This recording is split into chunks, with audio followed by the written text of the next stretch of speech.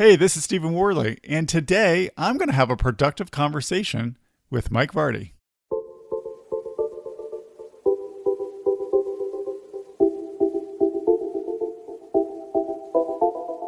This is another fantastic conversation that I get to have with a great friend. Stephen Warley is a buddy of mine. He runs the podcast Life Skills That Matter. He does so much around life skills, and we've had so many great conversations in private before in New York City, in Portland, in a whole bunch of different places, even up here in Victoria, BC, where he spent some time with me and my family. And now I get to share some of those elements with you. We both do. So here, let's get right to it. Here is a productive conversation with my good friend, Stephen Warley. Thank you so much for having me. I'm glad we're finally doing this. Yeah, I know this has been a long time coming. I was thinking we've known each other now this month 7 years. Jeez. We met at NMX Live, which is no longer in existence. Mm-hmm. And I call you my Canadian cousin. Yes. Yeah, we've actually had the opportunity on occasions to, like, I've spent time in the States and you've hung out with me in New York. You've invited me into your home even. Yeah, you've spent time here up in Victoria, BC. Beautiful part of the world we live in. Yeah, we are. Yeah, it's fascinating that it's been so long that we've known each other, but yet we haven't had this conversation yet. And I think it speaks to there's just a lot of really interesting people out there that lead really interesting lives. And you help people do that in a lot of ways with life skills that matter, right?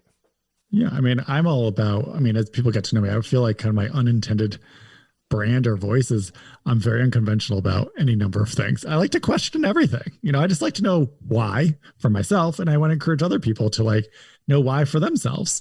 Just because what we've been taught about work or how to live your life doesn't mean you have to do it that way. Right. What are some of the things, and again, you and I are aligned in a lot of ways with this, but when you talk to people about life skills that matter, what is the one skill that you think people underestimate or undervalue as one of those skills that matter? They kind of just cast it aside or they don't give it enough attention. Self-awareness. It's the most important skill, not even life skill. It is the most important skill. I always love when I'm at a conference and people are like, well, Stephen, so what do you think is a really important, valuable skill that I can learn that can generate some income for me for the next 10 to 20 years? And I say self-awareness. They do not see that coming, because self-awareness is that's the root of all skills. You have to know yourself for yourself. That teaches you how you like to learn, what makes you curious, what makes you motivated. So that way you then can understand, well, what skills am I interested in learning? Right. And how would I like to learn them? And what am I going to apply them to? What kind of problems, what kind of people do I want to work with? It all goes back to self-awareness. And astonishingly, in our education system, this is not taught to us. No. And what's more interesting is that in order to cultivate that, you actually need to take time and think and spend time with yourself. And we live in a culture where it's all about go, fast now. And it's even harder now, and I like to also look for silver linings. The COVID pandemic, it's horrible, right? Mm-hmm. Particularly horrible in the United States. But I also, in the early days of the pandemic, I referred to it as the Great Reflection, because I think that was the first time a lot of people, had permission to stop and slow down and kind of not do much. And I think we are going to see a lot of change for a long time to come in many parts of society, because people were sitting at home and they had nothing else to do but think and reflect. What do you think? Because I've spent a lot of time doing that. In fact, I'm not new to this because I work from home, so I'm used to having that. We were built for this. We've been training a while. We've been in that space. But if someone wants to gear up and make that happen, and they're like, I hear you, and I struggle with this. What's one of the things that where's the starting point? Where's the springboard for that? Starting point for building that okay, I want to become more self-aware. I know I need to do it, but I just keep either getting in my own way or I put it off. What's a springboard?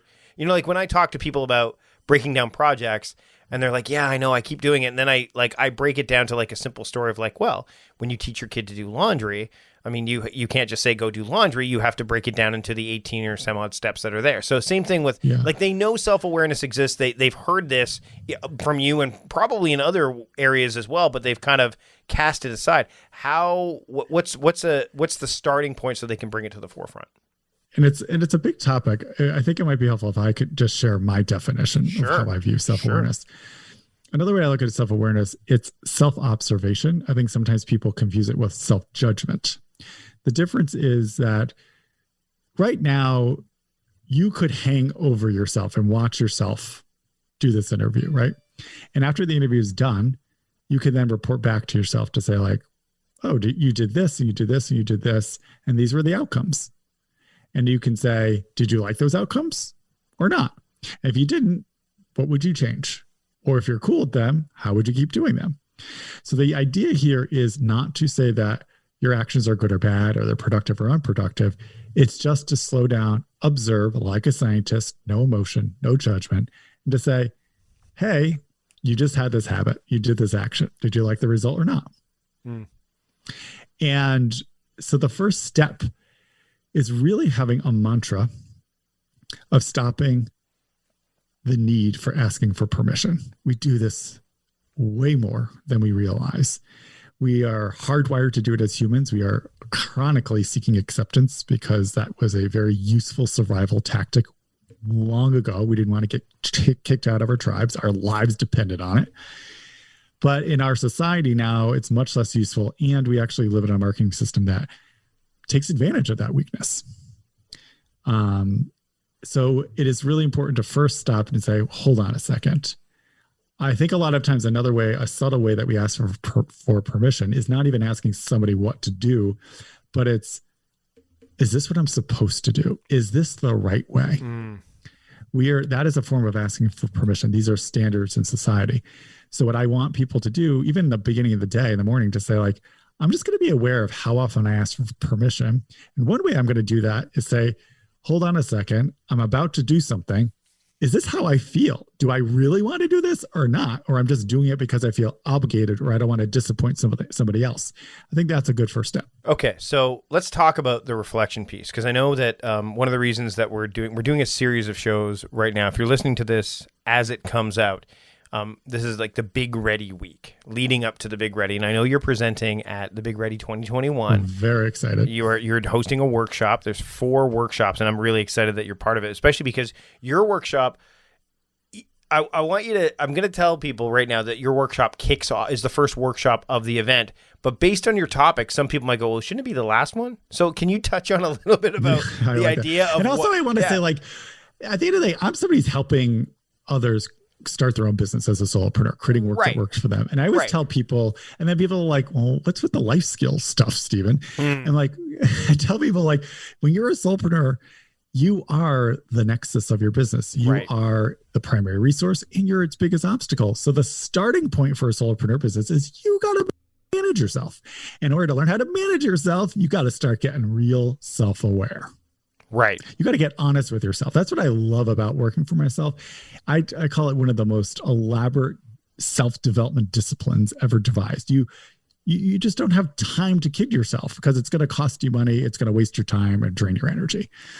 So when we were talking about a particular session for the Big Ready, I said to you immediately, I don't know if you remember this conversation, I said, I want to talk about the action that nobody ever does, but it's super important. And it's stopping and reflecting, right? Yeah. You just said we live in a society where go, we're running as fast as we can everywhere. But our heads are always down. We're like moving 3,000 miles an hour. If you never look up, how do you know if you're still moving in this right direction? How do you know if that's where you want to keep going? You got to stop, right? Just like a car needs brakes and it needs the gas. You need both. And right now we are putting the pedal to the metal unnecessarily too much. So stopping, and then a reflection practice for me has 3 core components. One is self-awareness, as we've been talking about. It's kind of in the moment to really, instead of get out of your head and feel in your gut, feel like, you know what, Mike, I know you just said that, but it just gave me this weird feeling right now. I just want to communicate that to you, or whatever it is. Or if somebody asks you, hey, you want to go out to dinner? And then you're like, oh, I really don't want to. tell them, Yep. how do you feel? Don't be clear about your needs, don't take things personally, and also have a productive conversation so you're not making somebody else feel like they're taking it personally. So this idea of self-awareness. And then you also need to schedule reflection. And what I mean by that is actually take yourself out when you can. Take yourself out to coffee, or have a space in your house where you have some alone time, and have a meeting with yourself at least once a week, and just say, hey, how are things going? What went well? What's not going well? You could do some planning about how this week went and what you would like to accomplish the next week. Or maybe you're using your self-awareness to focus on a particular aspect of your life that you want to improve. Maybe, I know I've done this before. You and I, we're talkers. Sometimes I might run over somebody's words and I don't mean to, I just get so excited. So I've actually done a self-awareness experiment to bring attention to that and try to do a better job of that. And then finally, is this kind of doing maintenance on your mind, is I call it settling your mind. I know meditation is very popular and everybody talks about it. I am a meditator. I do it every day. I see the benefits of it. But I also know that it took me years to really get into it. It's hard. I didn't get it at first. It took me a long time. And what really helped first settle my mind down was doing downhill skiing. That's the first time I realized, I'm like, wow, when I'm like just flying down a hill, I'm not thinking about anything else. Like, that's cool, because I was a chronic overthinker. So that's when I'm also like, what are activities that can settle down your mind? So this idea of a true reflection practice for me to really understand your mind and to maintain it, self-awareness in the moment, scheduling reflection, just to give context on a weekly basis about how things are going, and then different activities to settle down your mind. So you fascinatingly, you brought up downhill skiing, which is something I've never done consistently. It's one of those things where it actually terrifies me to do. We're actually going to be going and doing that apparently. Hopefully, depending on how things ease up here. But by the time we're going to go to Whistler. No, we're not going to leave the island. No, we're going to. There's a ski hill up on called Mount Washington, and it's about 3 hours north of here, and it's still open. I mean, they're obviously doing the social distancing stuff, and we don't know if we're going to do it yet. It just depends on the nature of, my son also has never skied either, so him and I are going to probably learn how to do it together. When it comes, nice. So I guess one of the questions I have is, when someone is trying to build these skills, whether it's the idea of self-awareness, reflection, is this something that they can do with someone? Do you think that's helpful, where it's like, hey, I'm going to go on this journey I'm doing my own stuff, but I'd love if you did the same, so I know that I'm not, the only one giving this a go? Or is it more of a, like, I'm going to keep this, like the Derek Sivers, keep the goals to myself kind of thing, and work on it internally, and the results will speak for themselves, and I don't need to like kind of have any accountability around it? Can I be a little cheeky? I have a point with this. Sure. I'm going to turn the question back on you. Okay. What do you think? I think it's both to a degree. I think some of it is like so here's an example. When it comes to, so let's use self-awareness and reflection I'll use both. So I knew I drank a lot of soda pop. I'll talk about a habit as an example. Yeah. And you remember when you did. I drank tons of it. You love it. And then July 2nd of 2020, I finally just decided, this is my last pop. This is it. I'm done. And that I didn't share that with anyone, and I've done that before. I've done like this is my last one, and I've quit, and I put it on Instagram and done all that stuff, told my wife, I didn't tell anybody. I did not tell a single soul that was going to, because I knew that I had to put my money where my mouth was, and I'd talked about it before, but I was all talk and no action. Well, fast forward to, as we're recording this, it's no longer and I think this is an important distinction. It's been 6 months? Yeah. Congratulations. That's huge. I know. That's a big deal. So, but it's no longer, I quit drinking pop 6 months ago. I haven't had a pop in 6 months. Now I don't drink pop. Like, it's just, now it's an identity switch. Mm-hmm. And I think with reflection and self-awareness, when you keep it internal, you have that identity switch that can happen, that flip, that you can say, oh, I did that. I did that on my own. And then I think the second piece is, when you involve someone else, it's almost like they're going to hold your hand, not hold your hand, but they're going to be with you beyond that step. Like, so now that you now know that I have not had a soda pop in 6 months. So down the road, if we're sitting out if we're going to a restaurant and you're like, I'm like, oh, I should have a Coke. You're like, what are you talking about? You don't drink pop. Like, it won't be like you haven't had pop in a long time. It's like, you don't drink pop. So it becomes, it now becomes part of who I am, and I mean, this might be getting a little bit too deep in the weeds, but no, but you know what I mean? But circling back to the original question. Yeah. This is a paradox. It's about self-awareness. Right. And it's about bringing awareness to be like, what works for you? You and I are obviously verbal processors. Yeah. Yeah. Very, very much so. Anybody listening is like, duh. So you and I need to talk things out, and we have for each other a lot in the last couple of years. And I think there's other people. Another self-awareness practice I also highly recommend is writing daily. Mm-hmm. I don't always like using the journaling word because then kind of has baggage. Walls go up when they hear that term, but just writing to get stuff out of your head, because the goal of that is to see patterns and trends in your thinking. So there's a lot of these different devices, and I think it's different for different people, but also at different times on their journey. I've done a lot of writing at different times, but I'm not saying that I'm somebody who journals and writes every single morning. I don't, it comes and goes as I need it. Mm-hmm. So I think that's what will come in your self-awareness practice. You will know, when do I really need people? Like, this isn't working. I've tried a lot of different things on my own. It's time to bring other people in. And one thing I would caution you, if you do want to have accountability with others, again, you're not looking for their permission. You're not doing it for them. Right. Ask them to just ask you questions, to reflect back to you. At the end of the day, you have to come to your own decisions. You can't be looking for others to tell you what to do. What interferes with your happiness? Is something preventing you from achieving your goals? Do you want to have a productive summer, one that's both slow but also allows you to grow, but something's going to get in the way? I know that that's come across my plate, especially considering that my kids are going to be home nonstop, and I know that there's going to be some things we want to do, but I also have my other obligations to you and to everybody out there with my work, and it kind of lets anxiety creep in a whole lot. Well, I don't need that. I want help for that, and BetterHelp helps me. And BetterHelp can help you as well.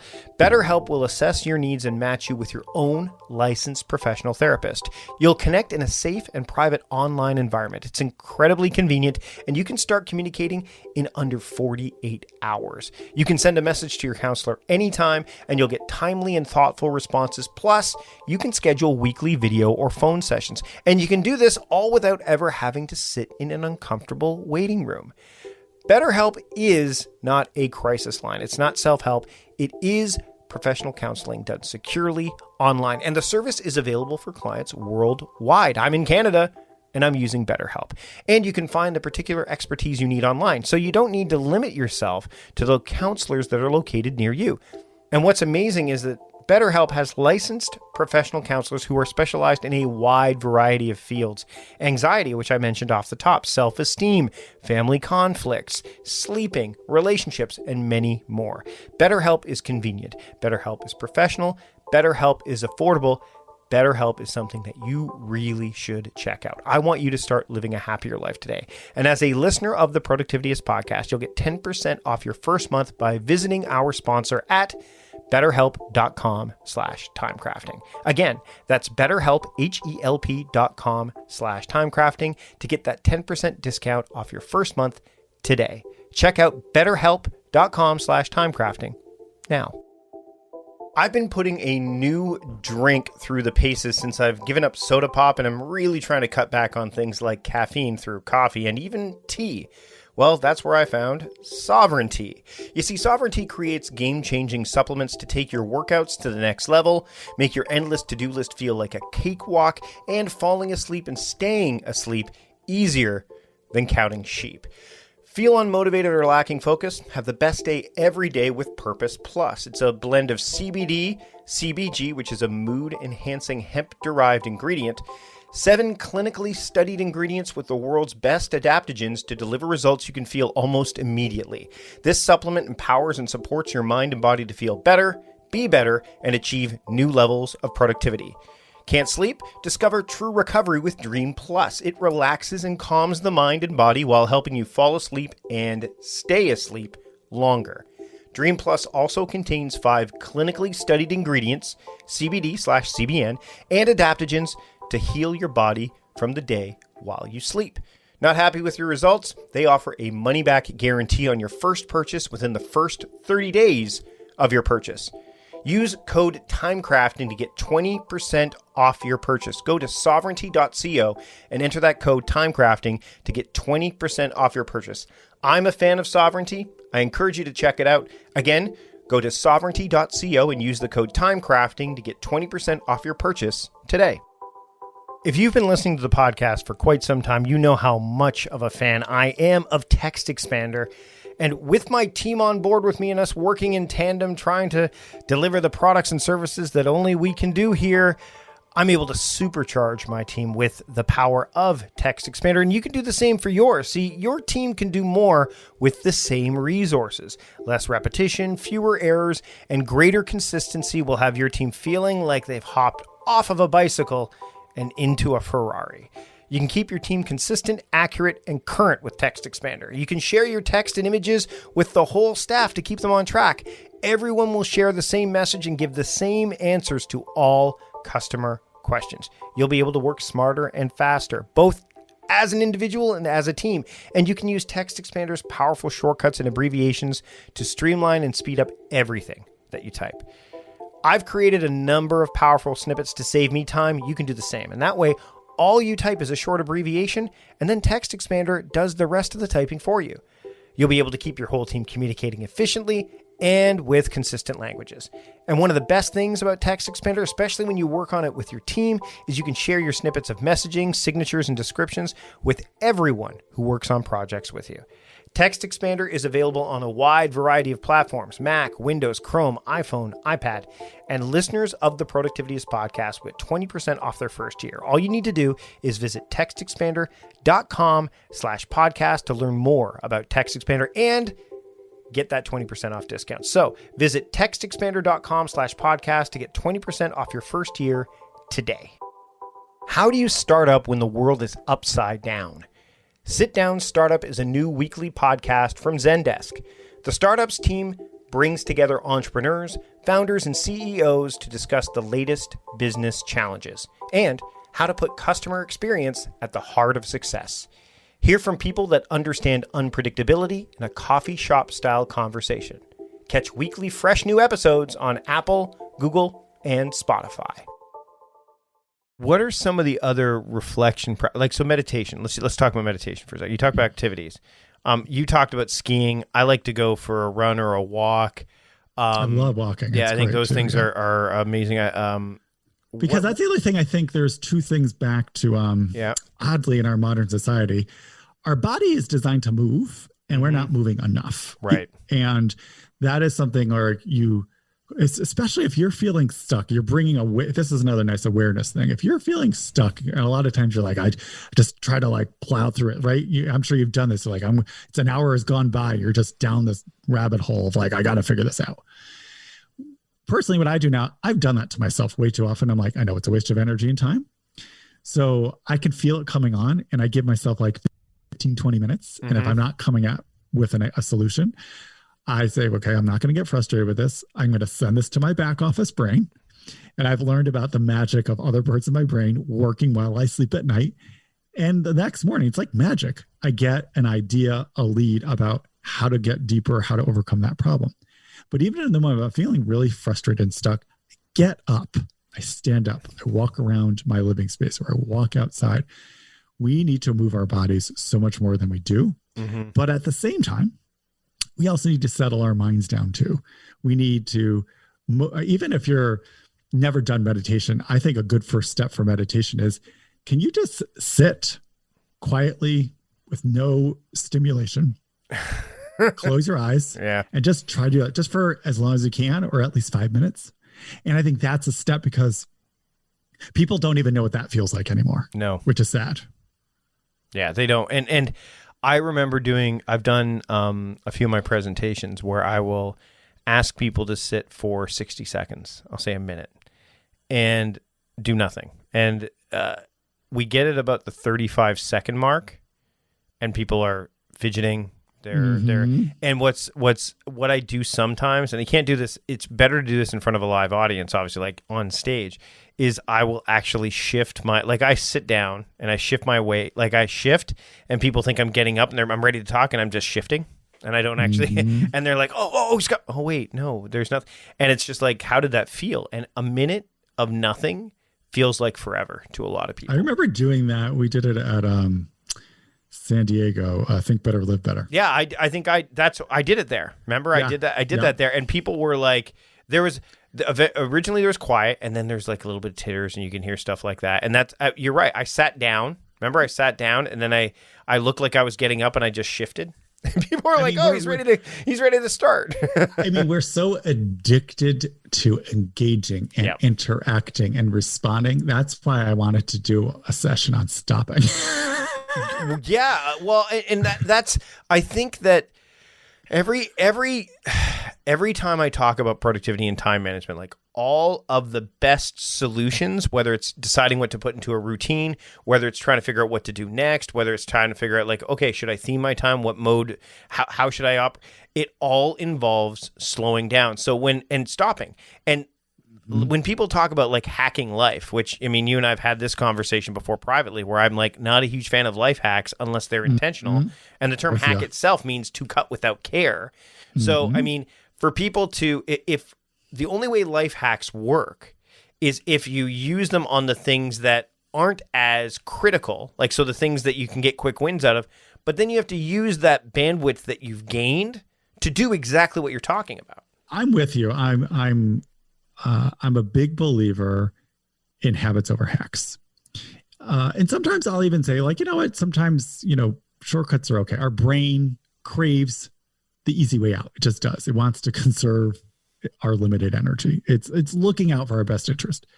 Sometimes it gets the best of us. So sometimes what I believe is your hacks are going to be so much more effective when you have underlying habits. Because it's almost like hacks are like sugar and snacks, and habits are like a well-balanced meal. Right. So if you're just addicted, there's so many people. Stephen, have you tried the latest whatever app and this organizational tool and that sort of thing? I'm like, nope. I still use spreadsheets, believe it or not, people, to run most of my business, as I have for 20 years. You know why? It's free. It's very dynamic, very flexible, and you can use it for almost every aspect of your business. I use other tools. I use Trello, podcast editing tools, and there's a lot of other tools that I use. But I always like to tell people that, because we always think like this next tool is the thing that's going to make me productive and better. Yep. You got to have the habits first. And an analogy I quickly use is if you want to run a marathon, buying really fancy sneakers is not going to make you a better runner. You got to prove to yourself that you can have a habit of training for that marathon, that you can get out of your house, you walk around the block every single day for a week in the footwear that you have. Got to do that first. Absolutely. And one of the things that I've started to do in 2021 was one of those, I was asked by someone to predict what I think will see a rise in usage over the course of a year in terms of like what a prediction was. And I said, I think habit tracking apps are going to see a rise in usage, because I think it's really important to separate your to-dos, like the tasks that, like you said, some of those things are hacks. Some of those things are just fundamental things that you need to do, but they're not habits. They're not things that if I can even just add to that really quick, sure. When I look at my to-do list, I figure out how can I turn these things into habits, because I don't want to be a slave to my to-do list. Right. And that's the whole point is that the to-do list is largely based on tasks that are, I wouldn't say temporary, but if you were to leave your job, a lot of that to-do list would go away, right? But habits, those things are sustainable. They're ongoing. They're like, I want to write in my journal. You're not going to put that. I don't think you should put that on your to-do list. I think that should be a habit eventually, to the point. And at some point, you should be able to, and some people like to quantify it, and that's fine. You should be able to not even need to do that, and it just happens. Like, I know every night before I go to bed, I grind the coffee for the next morning in my hand grinder. It's become a habit. I have a skincare routine that I literally adopted 2 weeks ago, and it's stuck because I put it into a routine, and that's another huge thing too. And you and I have talked about this before as well. when you stack habits together into like some routine, whether it's at the beginning of the day, the end of the day, or wherever, it has a greater chance to thrive because it's already living in a bucket that'll support it, right? So it's already got this structure there. So I think that the to-do list has a role, to your point, but you don't want to be a slave to it. You want to drive it, but the habits are something that I believe in the next year, people are going to go, you know what? I have these habits, but I don't want them to get buried in my tasks. I want them to be separate. Oh, and then the natural, quote, habit, no pun intended, is for people to go, oh, well, an app will help me with that. Well, I actually would be okay with someone using a habit tracking app because it gives them the idea of the don't break the chain mentality and all that. It's when people overload it. Like if they put like 15 habits in it, that's just like with anything, you're gonna get overwhelmed by it. And I always want to remind people, because I think when we hear this word habit, it means I'm not doing this thing. I'm going to make this change. You already have habits, everybody. Yep. Every single one of you listening. And back to self-awareness. Self-awareness is this nice thing. If there's a big change you want to make in life, or you're like, I really want to live my life according to my values. I do a lot of exercises with our accelerator members around understanding their values because they are the compass of your life. That's when you want to take an inventory of your habits. So like, are your habits bringing you where you want to go? Yes or no? Because those are the things that are really the deep grooves of your life. You need to change those things or adjust those things or add to those things as you were talking about routines. So I just want to just kind of bring it back to self-awareness. Is bring awareness to your existing habits and which ones are working, which ones do you need to adjust, and which ones would you like to have die out? I'm going to turn the tables on you now. Okay. I have a question for you. Sure. We're starting this year off. Big ready. Is there any part of how you practice reflection that you would like to pay more attention to or work on this year? Ooh. I would say that I want to have more, and this is going to sound, I mean, we're going to bring this up at the Big Ready as well, but I took one retreat last year on my own for like a couple of days, and it was frankly one of the best things I could have done. I think when it comes to practicing reflection, and again, this is not a daily habitual thing, but it's more of a, I want to create more space to have at least 2 of those per year. So I want to take. You got to hear yourself think. I mean, you're a busy dad and husband. You're especially right now. Well, and especially right now because everyone's home. Like it's not like everyone is. My study is the only place where, I mean, as we're recording this right now, when we're done, I'm going to go upstairs. I'm going to make food for my son and I, and then I will hang out with my family. And then later tonight, I'll go back to work because my wife was home part of the day. Like I don't have that that respite, and my wife, none of us do really, right? Like it's not just me. It's like my wife could use some. I mean, I'm home all the time, and when she doesn't have that respite either. But when I took those it was like 2 days just to be on my own. I rented an Airbnb, a little cabin, and I took my iPhone with me. I don't think I even took my iPad. If I did, it was just, there was no Wi-Fi in the cabin. So it was another thing where I just sat, I read my journal, I processed stuff. I used pen and paper a lot of the times.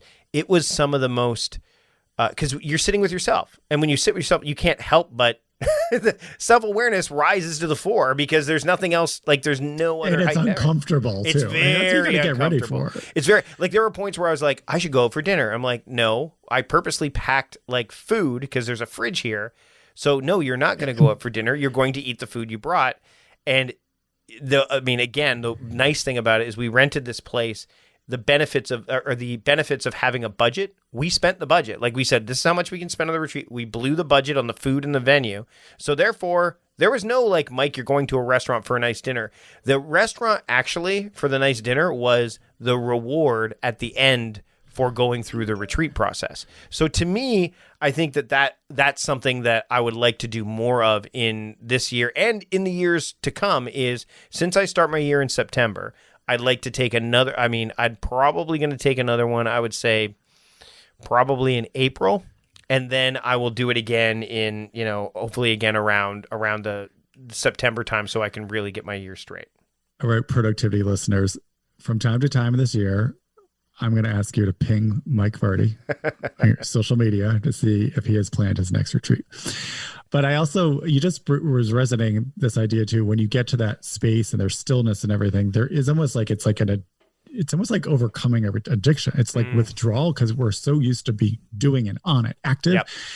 And I just want to encourage people, like, just lean into that. I know it's hard. And our first reaction is to like, look at our social media feed, or like, look at video, or like, you have to do something.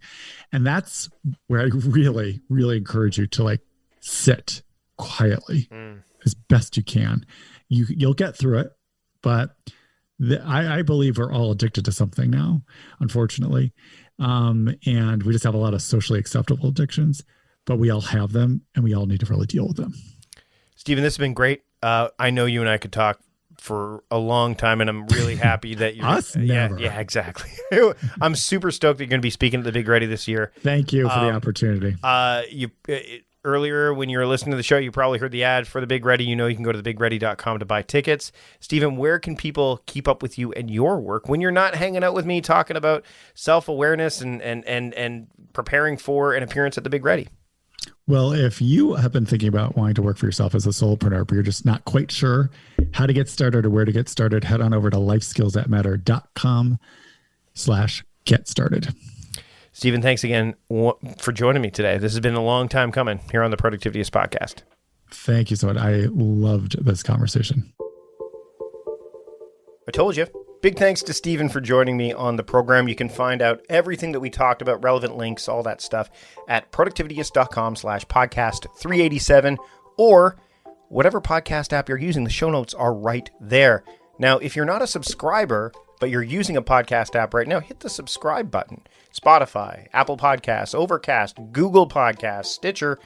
You can easily get access to this podcast just by hitting the subscribe button. You won't miss a single episode, including a special episode coming up next time with Mike Michalowicz. He's the author of Profit First. You may have heard of it. I use that system, but his new book, Get Different, is what we're going to discuss, as well as a few other things. So you do not want to miss that conversation. And you want to be able to easily access all of the archives.